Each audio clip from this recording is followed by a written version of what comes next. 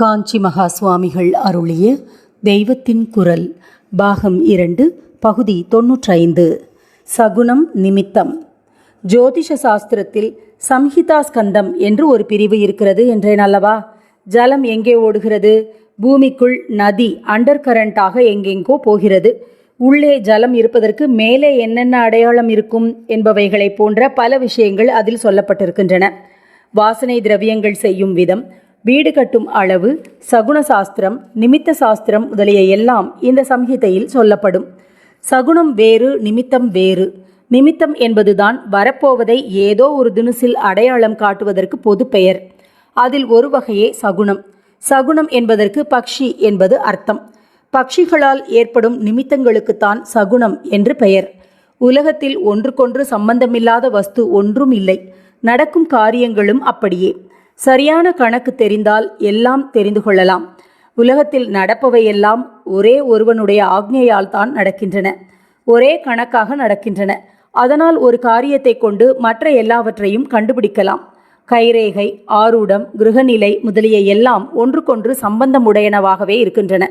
எல்லாம் நிஜம்தான். இவற்றில் ஒன்றே நிமித்தம். அதில் ஒரு அங்கமே சகுனம். ஒரு பக்ஷி வலமிருந்து இடம் போனால் இன்ன பலன், இன்ன பக்ஷி கத்தினால் இன்ன விளைவு ஏற்படும் என்று சகுன சாஸ்திரம் கூறும். நிமித்தம் என்பதிலேயே நாம் சகுனம் பார்ப்பது என்று சொல்வதில் உள்ள மற்ற எல்லாம் வரும். ஓமன் என்று பொதுவாக சொல்வது நிமித்தம்தான். நிமித்தானிச்ச பச்யாமி விபரீதானி கேசவ என்று கீதை ஆரம்பத்தில் யுத்தம் ஆரம்பிக்கும் முன் அர்ஜுனன் பகவானிடம் சொல்கிறான். கெட்ட சகுனங்களை பார்க்கிறேன் என்று நாம் சொல்வதைத்தான் விபரீதமான நிமித்தங்களை பார்க்கிறேன் என்கிறான். அவன் நிமித்தம் என்பதுதான் சரி. நாம் சகுனம் என்பதே நல்லது அல்லது கெட்டதற்கு சூச்சகமான பொது பெயர் என்று நினைப்பது தப்பு.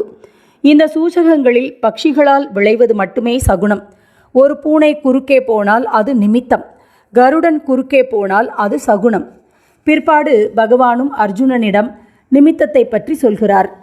நிமித்த மாத்திரம் பவ ஸ்வயசாசின். சத்ருக்களை வதைப்பதாவது அதனால் பாவம் வருமே என்று அழுத அர்ஜுனனிடம், இந்த யுத்தத்தில் இவர்களை வதைப்பதாக நான் ஏற்கனவே சங்கல்பம் பண்ணியாகிவிட்டது. அதனால் இவர்கள் இப்போதே செத்துப்போனவர்கள்தான். இவர்களை கொல்பவன் நான் தான்.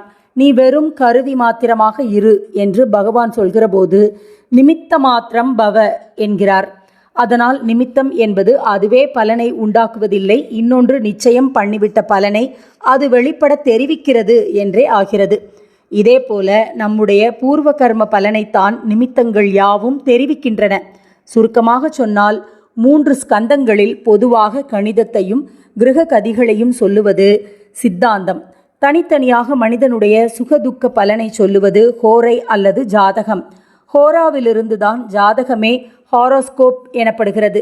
மிச்சம் உள்ளவையெல்லாம் சம்ஹிதை.